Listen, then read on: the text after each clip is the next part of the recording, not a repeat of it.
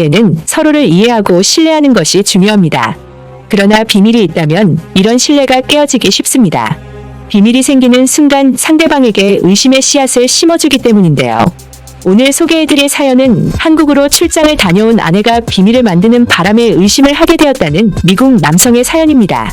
그의 아내는 출장이라는 거짓말까지 하면서 한국으로 갈 수밖에 없던 아주 중요한 이유가 있었다고 하는데요. 과연 그에게는 무슨 일이 있었던 걸까요? 미국 남성의 사연입니다. 안녕하세요. 저는 미국인 크리스입니다. 삶은 예측할 수 없기에 재밌는 반면 힘든 부분도 분명 있어요. 제가 그랬거든요. 한국에 출장을 가게 된 아내로 인해 빈자리가 힘들게 느껴졌어요. 그래도 6개월이라는 짧은 기간이었기에 아내가 다시 미국으로 돌아왔을 땐 너무 행복했죠.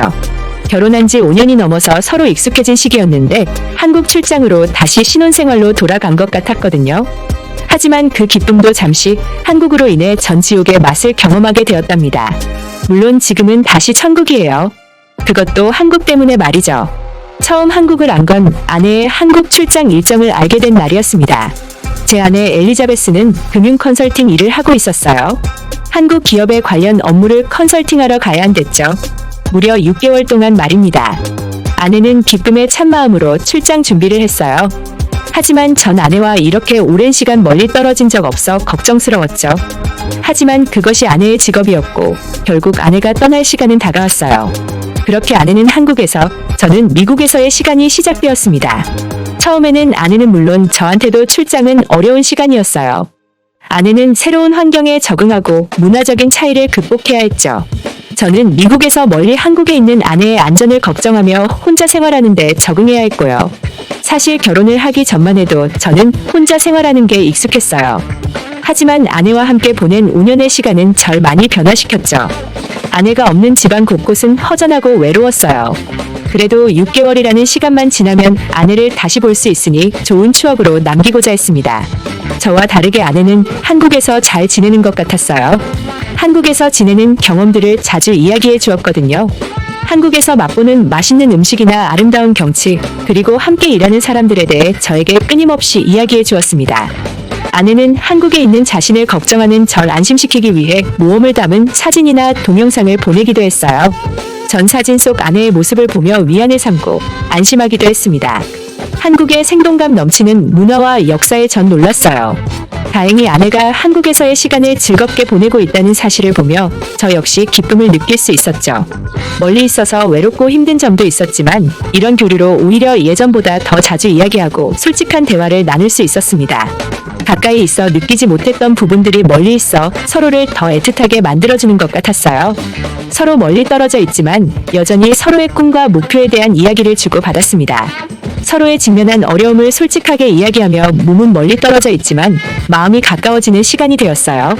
한국 출장으로 저와 아내 모두에게 좋은 추억이 남았다고 생각했습니다. 길 것 같던 6개월의 출장이 어느덧 끝났어요. 아내가 집으로 돌아왔을 때 저는 매우 기쁘게 반겼어요.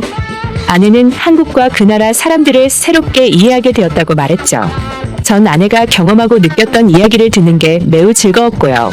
저는 아내가 한국으로 떠나 있는 동안 아내를 놀라게 해줄 마음으로 한국 요리를 배우고 아내가 놀랄 만큼 능숙하게 요리할 수 있게 되었어요. 한국에서 먹었던 불고기의 달콤한 양념이 맛있어서 일주일에 3-4번은 꼭 먹는다고 이야기해 주었거든요.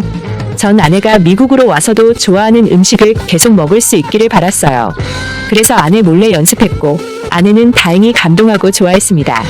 그렇게 다시 우린 일상으로 돌아왔어요. 아내의 컨설턴트 일이 아내의 일적인 면에서 성장을 가져왔고 우리 관계에도 변화를 주었다고 생각했어요. 더 나은 방향으로 말입니다.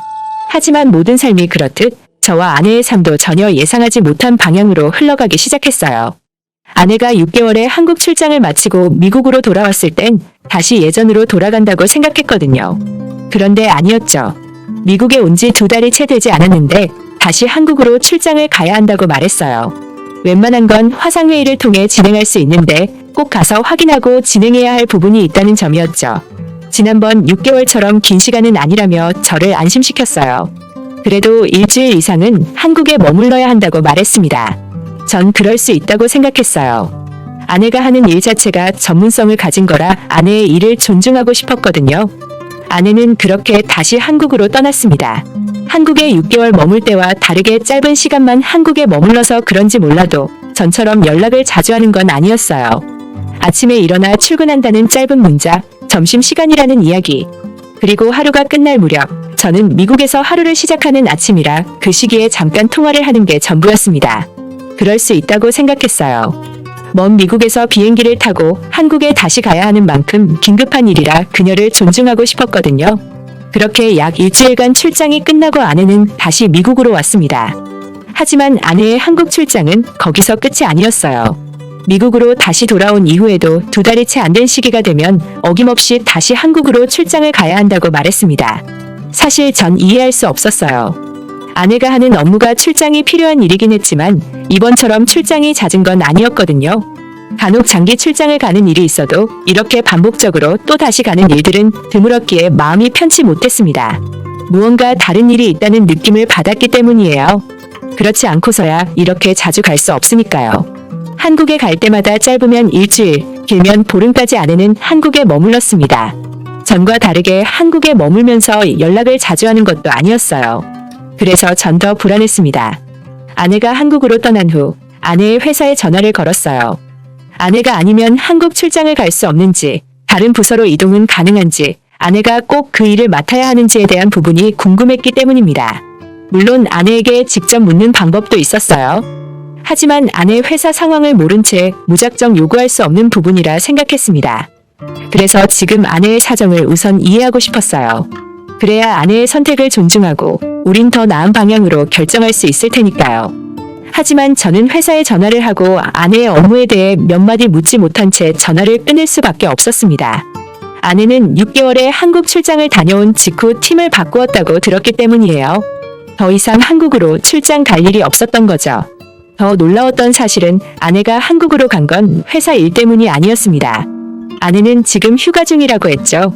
전 더 이상 물어볼 말을 찾지 못했습니다.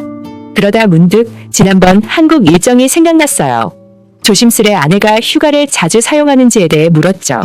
수화기 너머로 들리는 답변은 한두 달에 한 번은 일주일씩 휴식을 취하는 것 같다는 거였어요. 저는 힘없이 고맙다는 말을 하며 전화를 끊을 수밖에 없었습니다. 지금까지 아내는 저에게 거짓말을 한 채 한국으로 떠났던 것이었어요.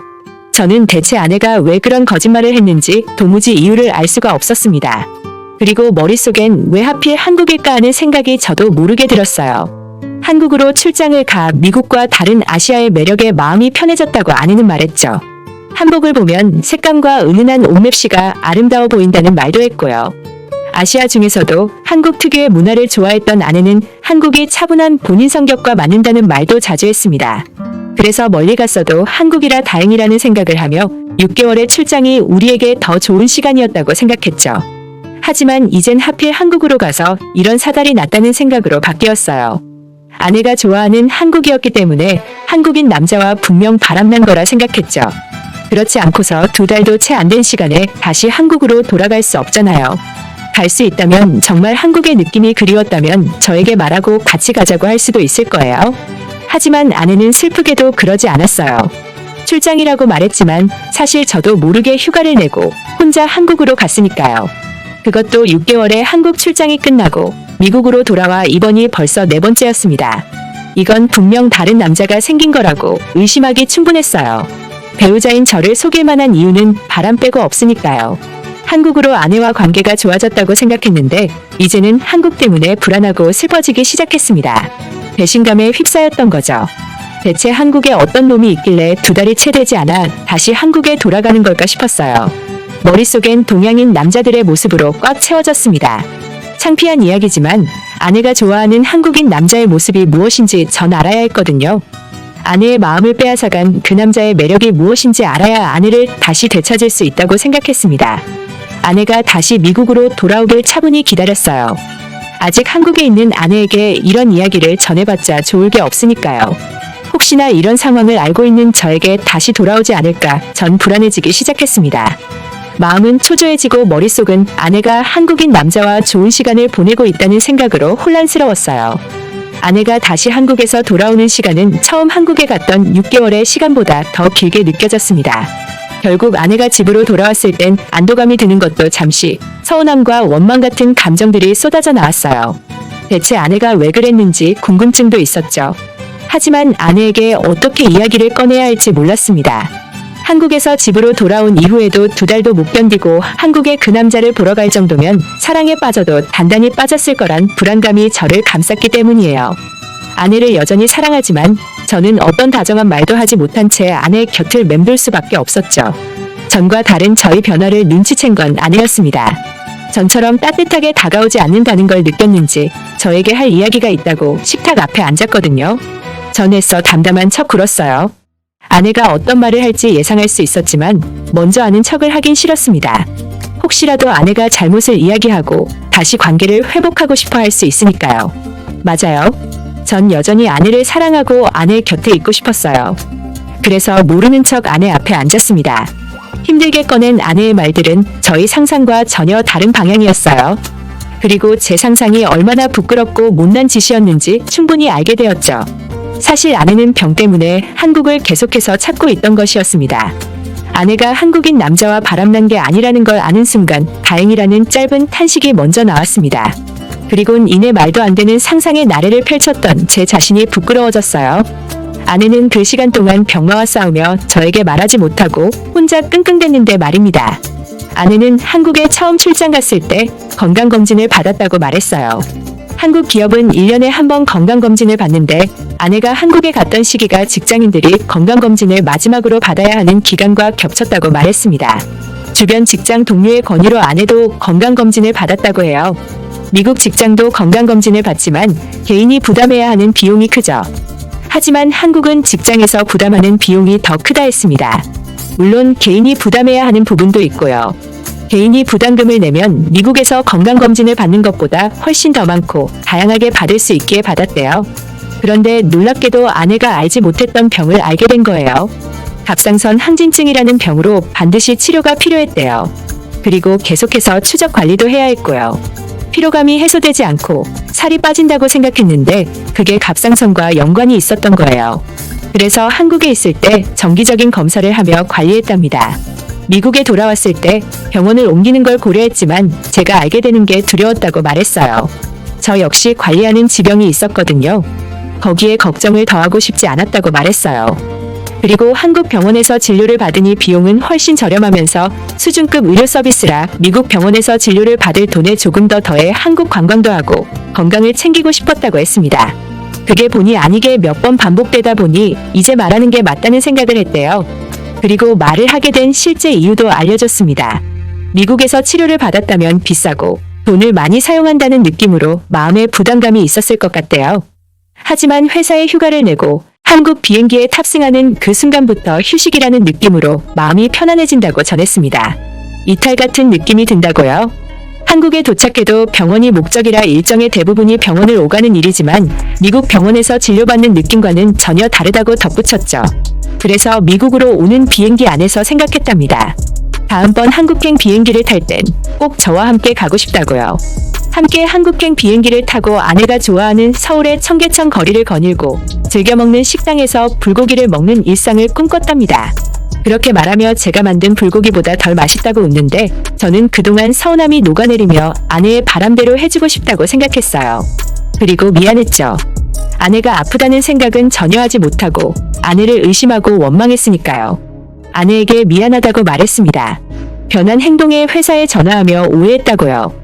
그리고 아내가 아팠다는 그리고 지금도 아프다는 사실이 저를 슬프게 만들었습니다.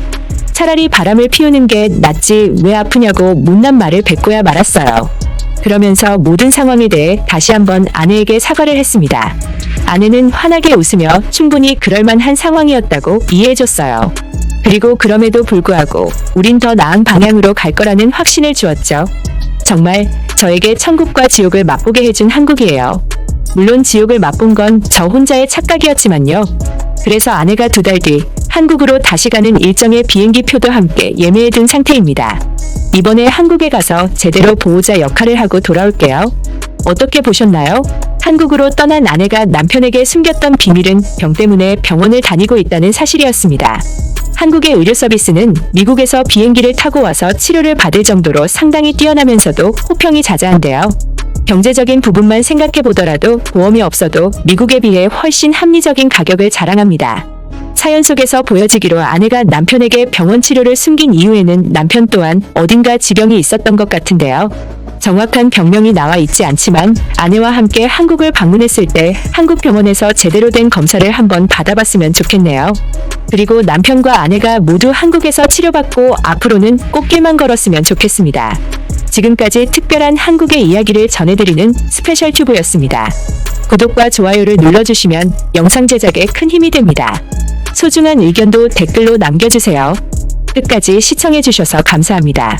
더욱더 좋은 영상으로 찾아뵙겠습니다.